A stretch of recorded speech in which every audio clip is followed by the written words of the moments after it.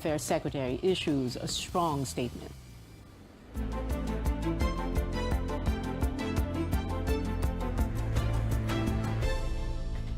The Education Department is requiring schools to hold in-person classes before the year ends. AC Nichols tells us what the DepEd plans to do when COVID-19 cases increase. In about 4 months, in-person classes are projected to be back in full swing. Education officials, through a department order, are directing all public and private schools to operate on full capacity by November 2. And everybody who is enrolled should abide by the department order, and parents are also encouraged to ensure that their students go to school. Again, we're trying to do some education or learning recovery, so this is the right time for us to undertake the face-to-face. Classes in public schools will begin on August 22. The Department of Education, or DepEd, says schools should slowly undergo the transition to full capacity operation, from thrice a week in-person classes to 4 and then 5 times a week. Hindi ho sila natututo masyado sa bahay, yung mga online lang ho eh. Kaya gusto ho namin, face-to-face na po. Kasi meron na yung apo ko, may bakuna na eh. Face-to-face daw gusto niya. Teachers groups welcome the move, saying physical classes are critical in addressing the learning gaps in a remote setup. However, they ask for more personnel to ensure quality of education and the safety of students. Hiring more teachers, they say, can help reduce class size in public schools. In urban areas, some classes hold up to 100 students. Kailangan po natin matiyak na yung mga bata ay hindi magsiksikan sa school, no? Baka congested yung ating classrooms, no? So tingin namin at least po at 25 no per classroom po, no? So per class, no?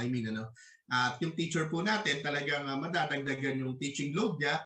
Based on the department order, students are not required to get inoculated against COVID-19. Wearing of masks is mandatory, and physical distancing must be observed whenever possible.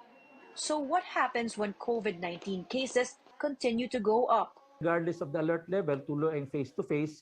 However, DepEd will give in and follow if the IATF, Management of Emerging Infectious Diseases, who decide that a certain local government unit will lock down or would recommend or approve that certain classes in a specific region or local government unit would go back to this distance learning. So tingnan po natin yan on a case-to-case basis.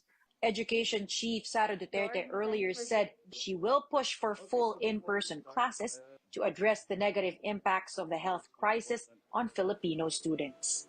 AC Nichols, CNN Philippines.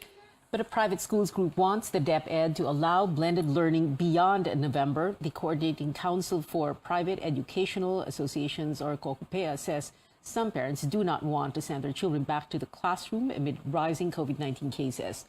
DepEd notes it will continue holding dialogues with COCOPEA, but had this to say. The directive and the policy right now is to, again, go back to full face-to-face. I believe from today until October 31, they will have enough time to be able to prepare their health protocols and school or classroom infrastructure requirements to ensure that there's safety and protection of the students during the whole time that the face-to-face will now be implemented starting November 2. The Health Department sees a possible peak in COVID-19 cases by the end of this month. Health spokesperson Maria Rosario Vergere says the number of daily infections may hit 11,000 because of increased mobility and low booster uptake. Vergere adds there could be more hospitalizations by the end of August or September. Now, this comes after the country recorded nearly 80 new cases of the more transmissible Omicron subvariants in less than a week. From July 7 to 11, the Health Department logged 60 BA.5 cases, 58 in Western Visayas and 1 each in Davao Region and Soxargen. The DOH also tallied 17 more cases of the BA.2.12.1 and 2 BA.4 infections. But Vergere clarifies there is still no community transmission of the subvariants. Kailangan kompletohin po namin yung analysis namin. And as we have said, hindi pa ho natin nagagawa yung verification itong mga kasong bagong lumabas para masabi po natin na really wala tayong sources of infection. Base rin po sa pag-aaral at rekomendasyon ng ating eksperto, bagamat naapektuhan ang atin pong immunity, yung primary series naman po kahit papaano may laban pa rin naman sa atin. At saka yung booster na binibigay sa atin, may laban pa rin yung mga current formulation ng bakuna natin. Ibig sabihin, kahit po hindi siya very specific to Omicron, ito po ay nakakapagbigay pa rin ng proteksyon sa ating mga kababayan. Officials are raising the alarm over higher cases of another disease. The health department says 15 out of 17 regions have surpassed the epidemic threshold for dengue. Ilocos has yet to reach the limit, while dengue cases in Caraga were not sustained. Carolyn Bonkin explains how responders on the ground are working to prevent further rise in infections. Priscilla Reyes' family is making time to get rid of stagnant water in their yard. While it's tedious work, she knows this needs to be done. Their yard has many mosquito breeding spots, like empty containers that catch rainwater. Her 4-year-old granddaughter is still in the hospital for dengue. Naaalis naman. Yung nagtag-ulan, hindi na namin maasikaso na kasi minsan ang hirap palisin pag umuulan, pagkabasa. Last Sunday, barangay staff also left larvae traps here to help them find dengue-carrying mosquitoes to prevent an outbreak. These are planted 300 meters from a dengue patient's house and other possible mosquito breeding grounds. These are just 2 of the larvae traps placed within the compound where a young patient with dengue fever lives. There are a couple more on the side of the house, in dark and damp places where mosquitoes most likely breed. After 5 days, hina-harvest siya. Kasi doon nag-iitlog na yung lamok. Papatest namin sa health center yon if yung lamok ba yun is positive for dengue or negative siya. Magla-larvicidal spraying kami. Like many villages, Barangay Rojas sees more dengue cases recently compared to last year, especially this rainy season. Of 9 cases since January, 3 residents got dengue in June, 1 in July. The barangay chairwoman, who's also a physician, is asking those with dengue symptoms to get checked immediately before their condition worsens, like their 2 residents. While barangay workers do clean up and larvicidal spraying, community's help is needed in getting rid of mosquitoes. Yung mga water storage ayusin nila, dapat lagi may takip. Takip nga ng tansa na may water, pwedeng mag-itlog ang lamok dyan. Dapat panatilihin nating malinis lagi yung paligid natin. Yung tamang pagsasegregate, pagsasaayos ng mga basura. And those with pets are advised to regularly clean their cages. Yung mga nababasa po na mga kahoy, doon po sumisiksik ang tubig, mga larvae po natin. Mas gusto po nila doon, lalo na hindi sila nade-disturb. Aside from Quezon City, most of the 6,000 cases in Metro Manila as of July 10th are in Caloocan, Taguig, Manila, and Valenzuela. 16 died. In Central Luzon, health workers are mobilizing communities to help search and destroy mosquito breeding sites. Dengue cases there from January 1 to July 2 reach over 11,000, also higher than last year, mostly from Bulacan. In eastern Samar, health workers are fogging or spraying in hotspot areas. As of July 9, they had nearly 2,700 dengue cases. 9 died. Carolyn Bonkin, CNN Philippines. In other news, the Army is planning to move its ammunition depots away from civilian populations after an ammunition dump of the 4th Infantry Division caught fire in Cagayan de Oro City. A series of powerful blasts were felt within a 2-kilometer radius on Tuesday midnight. 3 people sustained minor injuries, while over 50 families were forced to flee to safety. Videos of the incident were uploaded on social media, making Camp Evangelista trend on Twitter. Image yung sa kanilang isipan na inaatake yung mismong headquarters ng 4th Infantry Division, which is never true. Humingi tayo ng paumanhin sa mga residente ng Cagayan de Oro and nearby provinces. A photograph of the aftermath shows the blast was contained in an isolated area. The investigation is still ongoing. A look at the weather now. Metro Manila will continue to have rains this evening, partly because of the low-pressure area near Aurora Province. Pagasa says the LPA was last seen 180 kilometers east of Casiguran town. Cloudy skies with scattered rain showers will also be felt in Western Visayas, Central Luzon, Calabarzon, Mimaropa, Bicol, Isabela, Quirino, and Nueva Vizcaya. The rest of the country will have partly cloudy to cloudy skies with isolated rain showers because of the southwest monsoon, or habagat, and localized thunderstorms. Coming up on Newsnight, President Marcos names his environment secretary, but Malacanang says it has yet to be finalized. And Japanese mourners pay their last respects to former Prime Minister Shinzo Abe. You're watching CNN Philippines.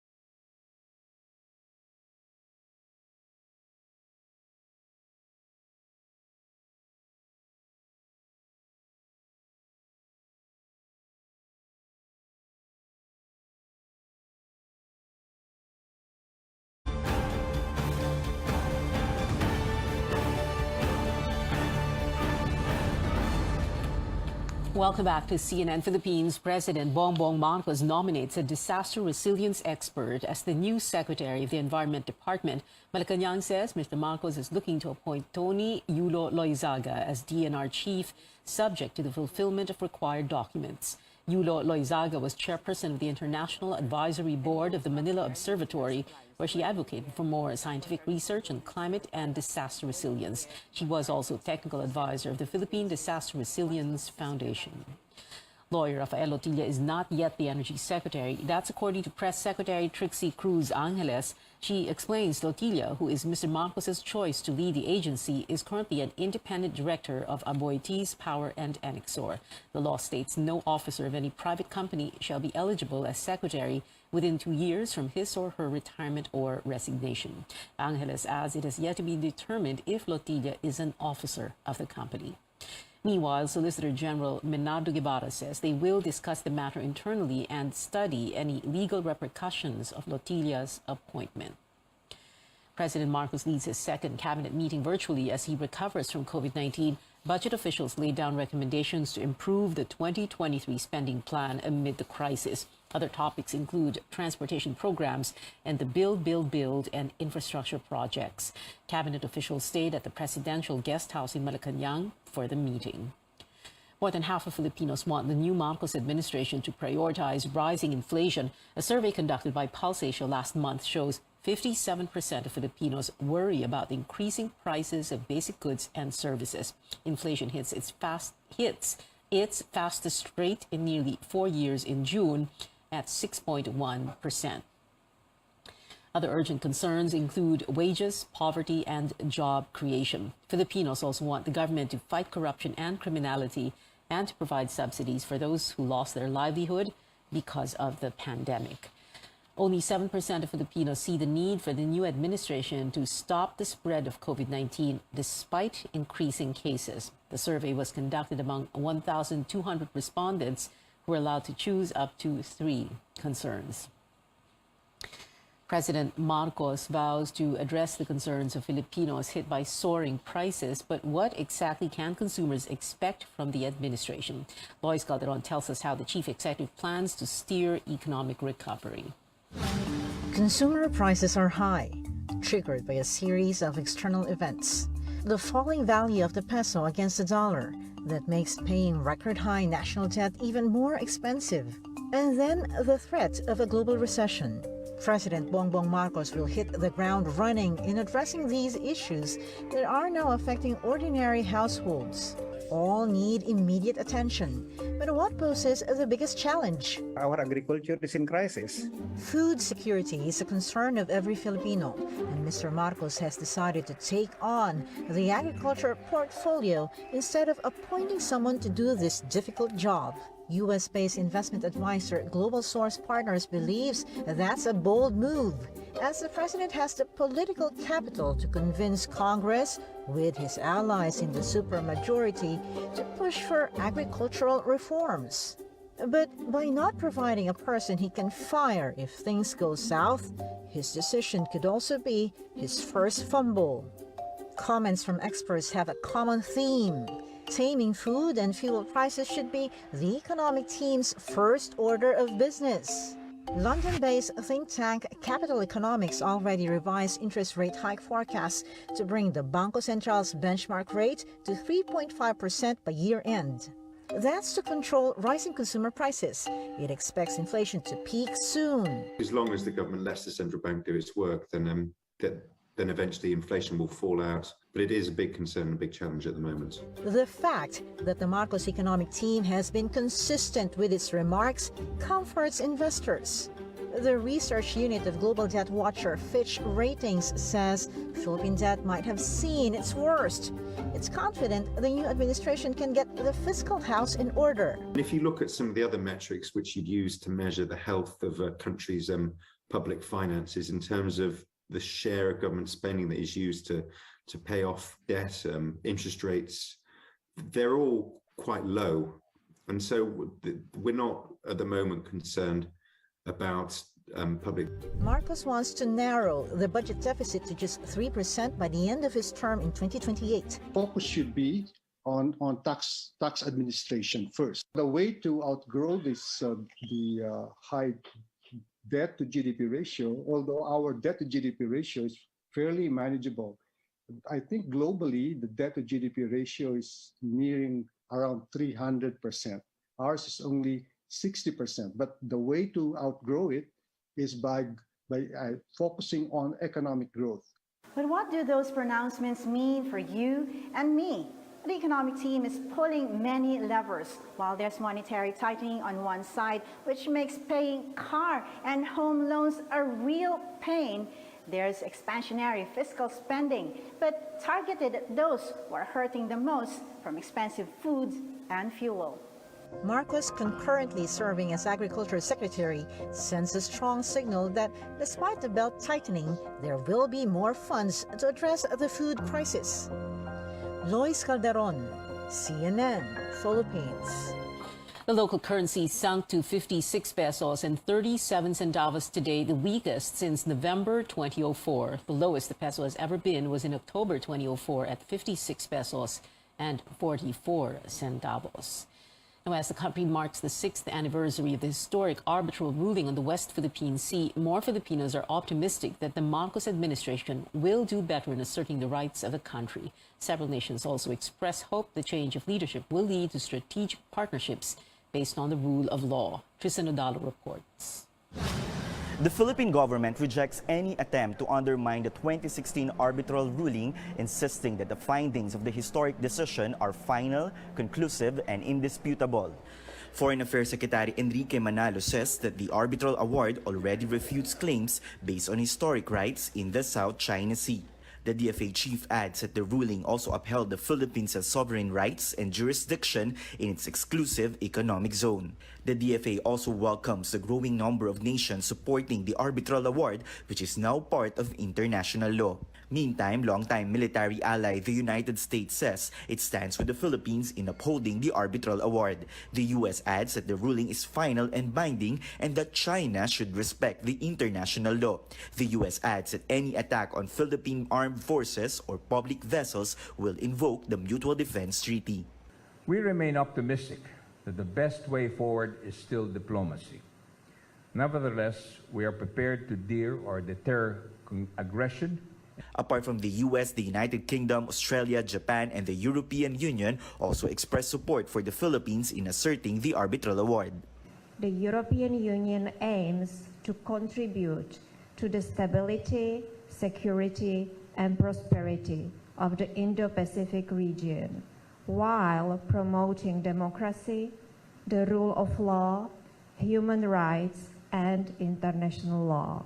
In a Pulse Asia survey commissioned by the Strat-based ADR Institute last June, majority of Filipinos want the Marcos administration to assert our rights in the West Philippine Sea. Ang nais ng sambayan ng Pilipino ay manindigan ang bagong pamahalaan, panindigan ng ating what we won 6 years ago na may siguro lumalabas may pagkukulang ang previous government. China repeatedly insists that the arbitral award is illegal and therefore null and void, and that the tension in the South China Sea is just a fraction of the overall Philippine-Chinese relations. Tristan Udalo, CNN Philippines. Fishermen are also stepping forward, telling the government to uphold the country's rights in the West Philippine Sea. Fisherfolk group Pamalakaya staged protests aboard their boats at the Laguna de Bay and Manila Bay. Pamalakaya wants the Marcos administration to assert the Hague ruling to defend the country's, quote, national sovereignty and territorial waters. President Marcos has said he would not compromise the country's sovereignty in any way. In Japan, crowds gather on the streets in the capital, Tokyo, to pay their last respects to former Japanese Prime Minister Shinzo Abe. The hearse carrying Abe's remains left the centuries-old Zojoji Temple, where a private funeral service was held for family and close friends. Abe's remains traveled from the temple to the Kirigaya Funeral Hall for cremation. The former Japanese leader was assassinated while giving a speech in the city of Nara on Friday. Back here at home, you can still fold a new 1,000 peso bill despite viral posts saying otherwise. The Bangko Sentral reminds retailers and banks to keep accepting folded banknotes, whether polymer or paper, for payment.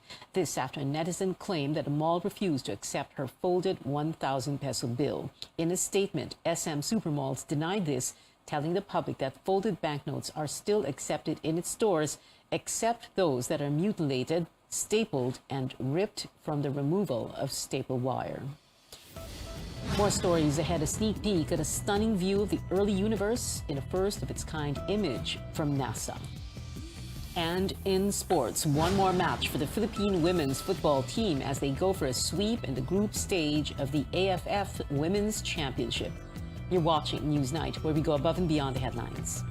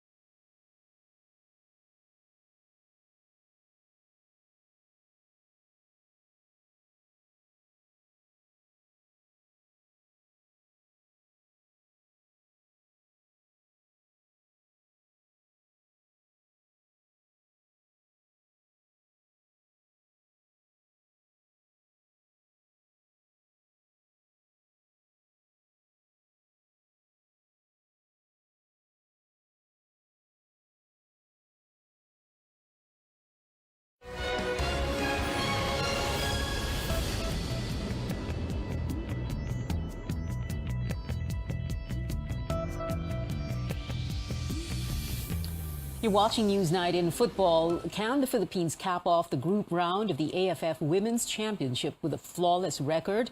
For their last Group A match, the Filipinas are facing powerhouse Thailand later at 7 p.m. at the Rizal Memorial Stadium in Manila. The Philippine team will work to avenge its loss to the squad in the Southeast Asian Games back in May. Filipinas already secured a semifinals ticket for the AFF tournament after 4 wins.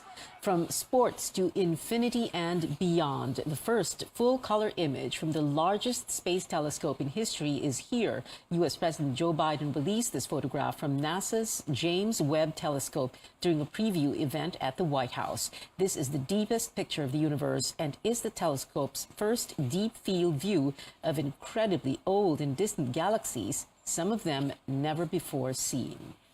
Moving on to entertainment, members of the Pinoy pop sensation BINI have been busy recently dropping the music video for their chart-topping song, Lagi, and preparing for the Tugatog Pinoy Music Festival on July 15th.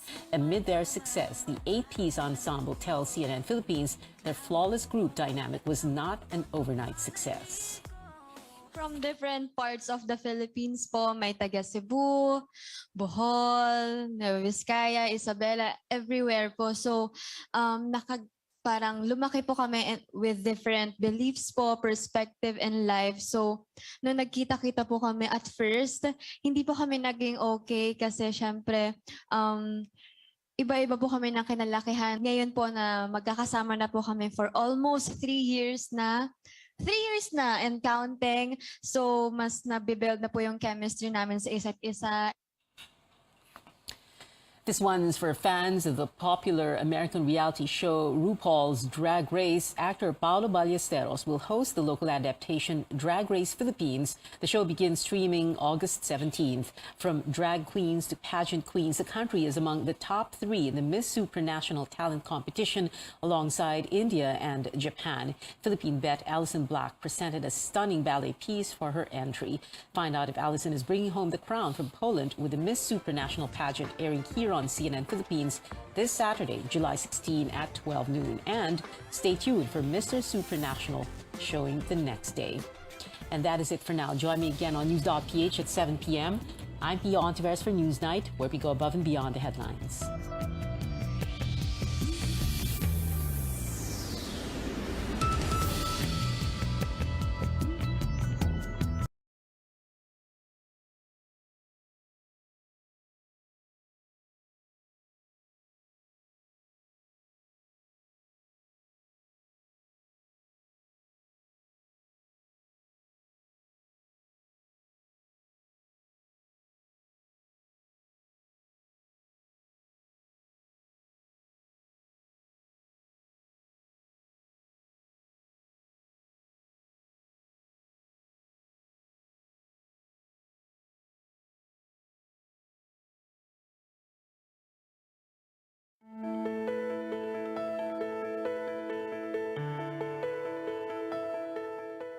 The future of the pandemic is looking a bit clearer. For many, this means it's time to start the family they may have been delaying. In fact, some experts predict a baby boom on the way. But from morning sickness to adopting a nutritious diet, pregnancy can be overwhelming, especially for new moms. So in the program today, we'll walk you through what to expect when you're expecting. I'm Dr. Freddy Gomez and welcome to MedTalk Health Talk on CNN Philippines.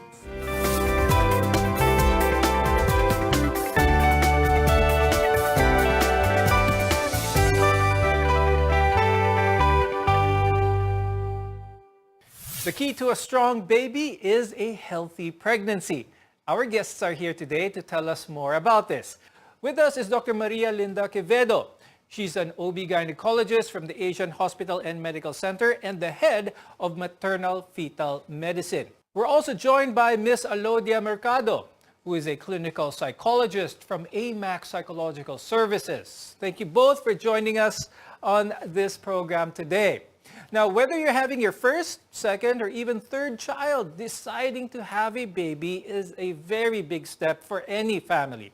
Now, Ms. D, What are some factors to consider kaya before deciding that a baby is going to be added to that family? What are some of the emotions that first-time parents would normally feel at this moment?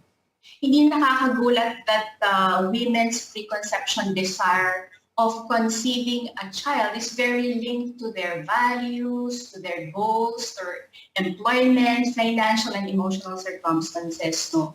And of course, the kind of preference of their partner has.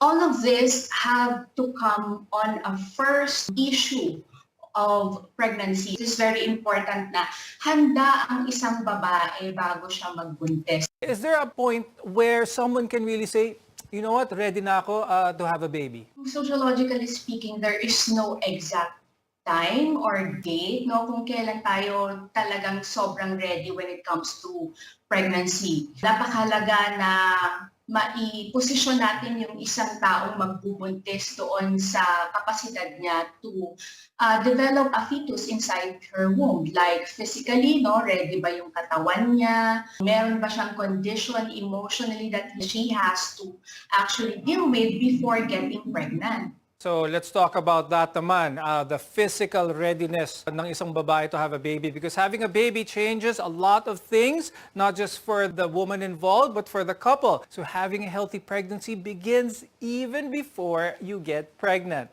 For one, you need to understand your fertility as well as your ovulation cycles. Now, Dr. Quevedo, let's discuss that. Why should expecting moms track their fertility? Yes, assuming they have a menstrual cycle, we all know that peak fertility for every woman would be about 20 to 24 weeks age of gestation. So by the time the woman reaches 40, sometimes fertility drops as much as 95%. And like Ms. D said, nowadays, women have the option now to delay reproduction. Normally, a couple with unprotected coitus for 1 year should get pregnant. And particularly for women beyond 35 weeks age of gestation, if they have unprotected coitus for more than 6 months and nothing happens, again, this is the time to refer to your favorite reproductive endocrinologist. Dr. Quevedo, you bring up a good point. You mentioned how if in 6 months there's unprotected coitus and they're trying to have a baby, hindi nangyayari. One of those factors was stress. Stress at work, stress at home. How big of a factor can stress influence the fertility of a woman? I cannot give you a ballpark figure on this, but definitely it factors in greatly in the ovulatory cycle of a woman. Now, Dr. D, let's talk about stress for that matter. It's really popular, especially here in the culture here in the Philippines, na kapag may bagong kasal, they expect na may baby soon after. Maybe a year, maybe 2 years after kasal, may baby na. Does this put some undue stress on the mother or on the couple, leading to even more difficulty in trying to conceive? Yes, Doc Freddy, no, napaka-importante ng role of stress and stressors sa kapasidad ng isang babae to conceive a baby, no? And these pressures going on in the environment of a couple or from an individual just like a woman is actually making an increase in the release of cortisol level or these hormones. This actually is a very great factor or an important factor in one's capacity to produce a baby, Doc Freddy. I'd like to ask Dr. Quevedo, so once the woman is now pregnant or she has conceived the baby, how soon should she get her body ready in terms of nutrition? Well, actually, preparation for pregnancy should be starting in the preconception period, no? It is best that the woman is in prime condition before she attempts to get pregnant. This would lower the risk for complications for both the mother and the developing fetus. And she would be psychologically prepared for pregnancy. So prior to getting pregnant, as much as possible, she should reach ideal body weight and she should already be properly immunized, no? Of course, the woman also, if she has medical conditions, this should be addressed and stabilized prior to being pregnant. And she should already start with her supplements such as her folic acid which is imperative for the development of normal central nervous system for the developing fetus. That's true, Dr. Quevedo. But despite following all of that and trying their best to be physically prepared, sometimes complications can't be avoided or prevented during pregnancy. When we return, what to do if they arise. We're your partner in healthcare. This is MedTalk Health Talk.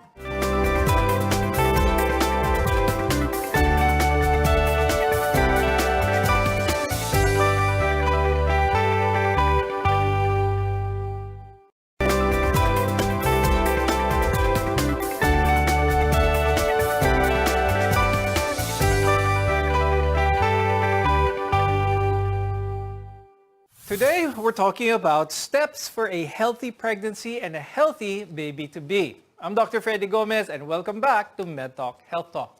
A common condition that affects a lot of pregnant women is morning sickness. Now, this usually occurs within the first few months of pregnancy or may progress further. And although it's called morning sickness, it can happen at any time of the day.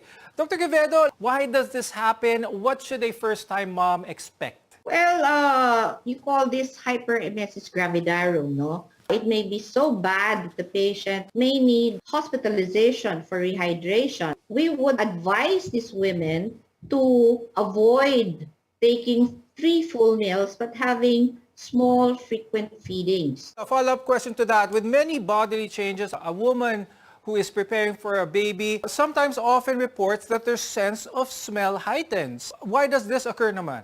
It is because of the hormones of pregnancy. So we try to tell them to avoid very tasty fried foods. It's better that they take bland foods, and sipping ice chips would even help. And with that in mind, Ms. D, Dr. Quevedo mentioned that a lot of these changes that a woman carrying a baby may feel for the first time can be overwhelming because of the hormones. Gaano ka-importante that she feels na hindi lang siya yung nasa-challenge sa ganitong process? The misery that every woman has to go through in morning sickness may cause a lot of mental and psychological conditions. No? Ilan sa mga simptomas ito yung isolation. And because of this, so isolation could be the cause to develop certain serious psychological problems related to depression. Because of this, sometimes they are confused about how their body is actually functioning during the term of pregnancy. And it is quite important that the partner is actually able to suffice the needs emotionally, no? Now, Dr. Quevedo, let's talk about preeclampsia because it's one of the most common high-risk conditions during pregnancy. What is it? How does it happen? Well, preeclampsia is new onset hypertension, no? What is important is we identify those women at risk for developing preeclampsia. These are women who are more than 40 years of age. This is the first-time moms, or they have multiple gestations, or they have pre-existing diabetes mellitus, and so forth and so on. Now, I'd like to talk about, Dr. Quevedo, some of the risk factors that can influence the health of the baby, and that is cigarette smoking and alcohol drinking, for that matter. Now, how big of an impact can this have on the baby? During the entire pregnancy and preconception, we already advise the women to stop smoking and to stop drinking alcohol. We know that taking of alcohol can give your fetal alcohol syndrome, and this will result to small babies. There may be facial deformities in the developing fetus. For smokers, likewise, you will have small babies. You may have sudden infant death syndrome.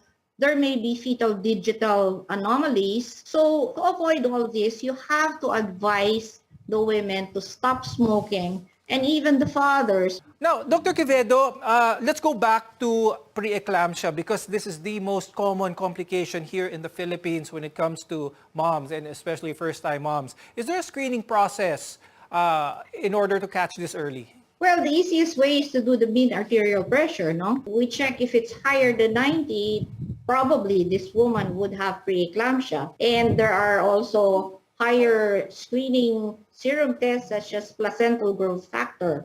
Now, Dr. Quevedo, is preeclampsia a risk greater for the mom or for the fetus? It's about 50-50, no? If the blood pressure is not controlled, she can go into eclampsia and she could even have a cerebrovascular accident, no? Ms. D, Dr. Quevedo brings up a good point that we're talking about all of these risk factors and they are ever present. So I'd like to talk about the extremes on this end. Those who've undergone either a miscarriage or a complication through preeclampsia where the fetus was lost. So they have so many different feelings. It not only affects the mother, but those loved ones around her. They don't know, they aren't sure on how to be supportive. So just an insight on what is okay to do. Is it okay to feel all of this stages of grief maybe? Yeah. Yes, Doc Freddy, when it comes to losing something or someone, no, we have to undergo that stage of grief like what you said a while ago. We cannot expect a woman to automatically accept what actually happened to her.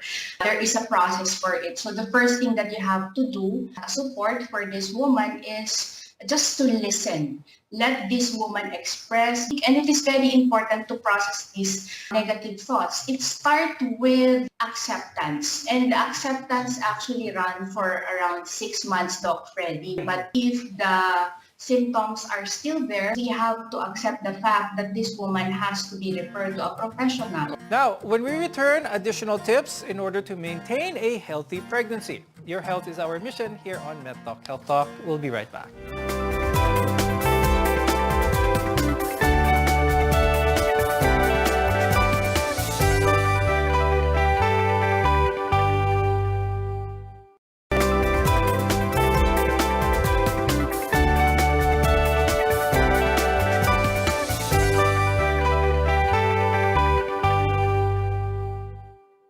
I'm Dr. Freddy Gomez, and this is MedTalk Health Talk, where your care always comes first. Starting a family is one of life's greatest joys, and a healthy pregnancy means a healthy baby. But with so much information out there, it can be hard to determine the best healthcare practices. Sometimes these moms may get progressively uncomfortable, and that is only but natural. Now let's continue the discussion on how the pregnancy can be both beneficial for the mom as well as for the baby. Dr. Quevedo, we've talked about a lot of good benefits on how the new mom should prepare herself for being pregnant. Now let's talk about some of the things wherein a lot of viewers may be unsure of. One of that is exercise. Is it okay for someone who is pregnant to exercise? And if so, ano yung at one point should they lessen or even stop? Exercise is allowable during pregnancy, particularly low-impact exercises. But there are certain conditions wherein exercise is absolutely contraindicated, such as when a woman has cardiac disease, or if she has uncontrolled preeclampsia, or if she has persistent second and third trimester bleeding. Dr. Quevedo, how about sexual intercourse for those couples? Are there any do's and don'ts in terms of stages in the pregnancy? Sexual intercourse is allowable so long as the woman is not in danger of having preterm delivery, nor is she bleeding. Now, Ms. D, earlier we talked about a lot of the emotional journey that a new mother can undergo. What about the supportive partner in this situation? What kind of acknowledgement should the partner have in this, either be the husband or the life partner? If we're talking about women who are really challenged physically and mentally during pregnancy, I would recommend light stress in their relationship. So if there are serious concerns in the family or in the partnership or in the relationship, they must be able to understand that there is actually a benefit for taking things lightly. But of course, we don't want to be toxic positive here. I would like to account the importance of communication here. It is not about what you say, but it's actually how you say those issues and concerns to the pregnant woman. Now, Dr. Quevedo, while undergoing pregnancy, especially during the advanced weeks, the mother may feel a lot of problems when it comes to joints and pains, especially low back pain for that matter. How can these things be addressed? Well, low back pains, of course, you have the added weight of the gravid uterus during pregnancy. There can be some belly support which are available in the market, and she should be encouraged to rest during daytime. Dr. Quevedo, I ask this because of this follow-up question. When it comes to medications, many other doctors in different specialties are very careful in giving medications, especially to pregnant women. It always has to be cleared with the obstetrician first. So my question for you is, when it comes to pain relievers, should they hold off first and seek advice before they take any pain reliever? Well, low back pains, you have to diagnose first what is the cause. No? She might be having premature contractions, in which case we give some uterine relaxants, and it might be caused by some medical conditions such as urinary tract infection. So we have to clear that up. One more question with regards to that. You mentioned the urinary tract infections. Do urinary tract infections, Dr. Quevedo, increase when a woman is pregnant? We have to address if there is a urinary tract infection present, because this may become an ascending infection intrautero and may adversely affect the developing fetus. So we have to address all infections. Asymptomatic bacteriuria, which is urinary tract infection, which the mom doesn't feel anything at all, has to be checked periodically. And it's pretty common in pregnancy. Unfortunately, that's all the time we have. But before we go, Dr. Quevedo, do you have any additional tips? We have a lot of moms who are still undernourished. So it is imperative that you have your daily recommended allowances for your micronutrients and your macronutrients. And it would be best that if you seek a consultation with your obstetrician gynecologist to ensure a healthy baby and pregnancy. And of course, Ms. D, before we go, any advice from you? To all the pregnant women, seek medical support for access of correct information, extend awareness, be aware of the changes in your body, communicate how you feel with others, understand that experiencing negative emotions is part of the process, reduce unhealthy lifestyle, and of course, enrich your daily life by spicing up your routine, by creating your passion, learning new things, and of course, connecting with people. We hope these tips help new parents and first-time pregnant moms face the changes that will be coming their way. Thank you so much, Dr. Maria Linda Quevedo and Ms. Alodia Mercado, for being with us today. Your tips and insights will definitely help a lot of our viewers in their journey towards a family. I'm Dr. Freddy Gomez, and thank you for watching Med Talk Health Talk. We'll see you again next time.